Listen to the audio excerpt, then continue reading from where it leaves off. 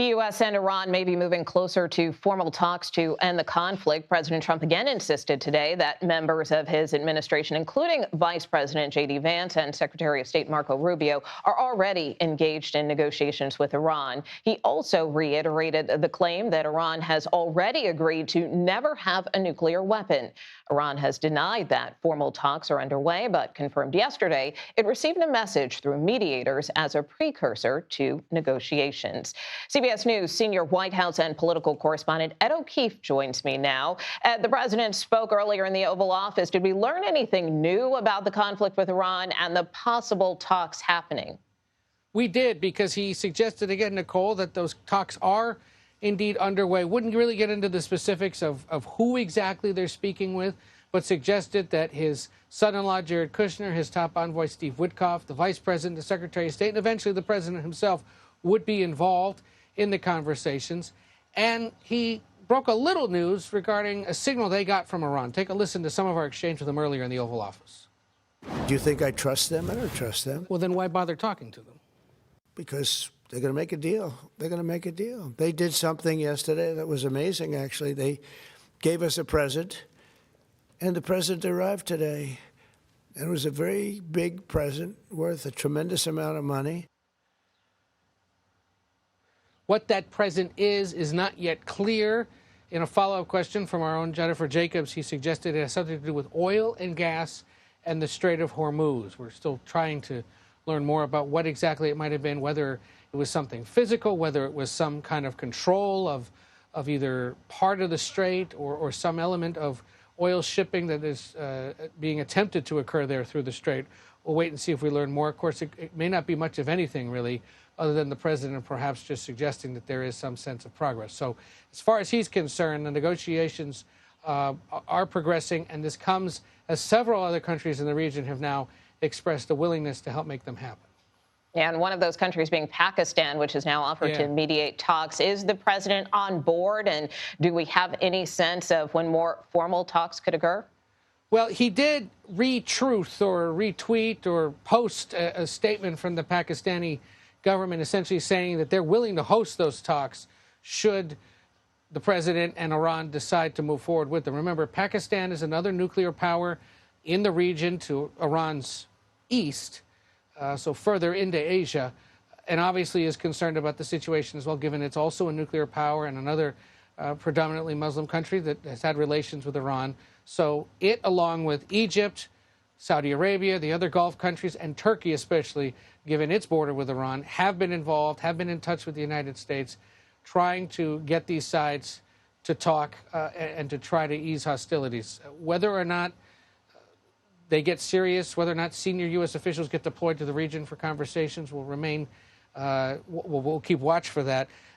And he again refused, Nicole, to specify who exactly it is he's speaking with in the government, because as he pointed out correctly, they killed the top leadership, they killed the next rung of leadership, but whoever it is, he says, he signaled again today, is someone that they trust and that they're engaging with. All right. Ed O'Keefe, thank you so much. CBS News national security contributor Joe Zacks joins me now. He is also the former Deputy Assistant Director of the CIA for Counterterrorism and currently serves as an adjunct fellow for the Foundation for Defense of Democracies. Good to have you with us, Joe. You know, what do you make of these potential talks, and do you think a deal is possible within the next couple of days? Well, thank you, Nicole.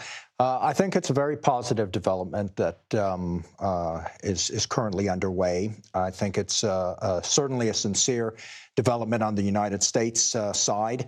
And I suspect that the Iranian regime is very interested in exploring all possibilities with respect to negotiations, although I don't expect them to publicly acknowledge this anytime soon.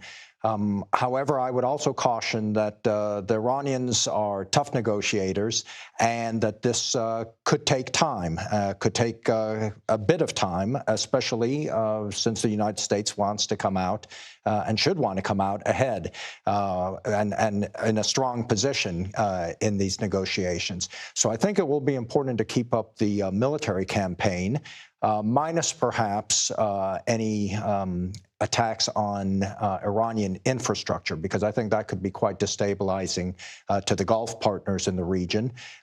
So not attacking necessarily Iranian power plants or other infrastructure, I think we can still continue to prosecute the targets that we have and maintain an upper hand in negotiations with Iranians without further destabilizing or destabilizing the Gulf region. Yeah, but I think to that point, since you said these talks could take a while, do you think the president is willing to extend this 5-day period, if you will, this pause on strikes on Iranian power plants in order to try to keep these negotiations going?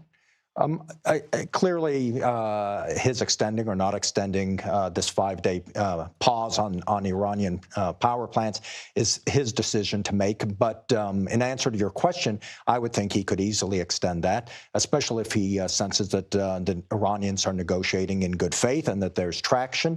And it'll be curious to find out, which I'm sure we will in the next few days, what exactly the president was referring to with respect to the Iranian presence, so to speak, that they offered.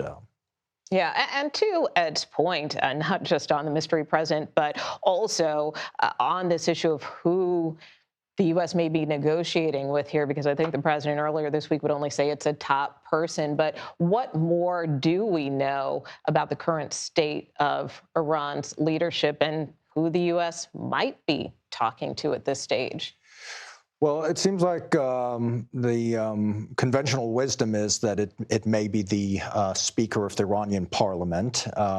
That's certainly a possibility, and he's comes from essentially a hardline faction of the Iranian regime. But that may not be a bad thing, because he would have credibility and a position from which to negotiate with a hardline government.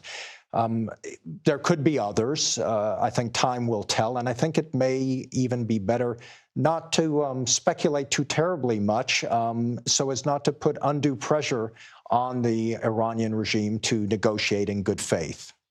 Well, Joe Zacks, thank you so much for being here. We really appreciate your expertise and analysis. It's always a pleasure. Thank you.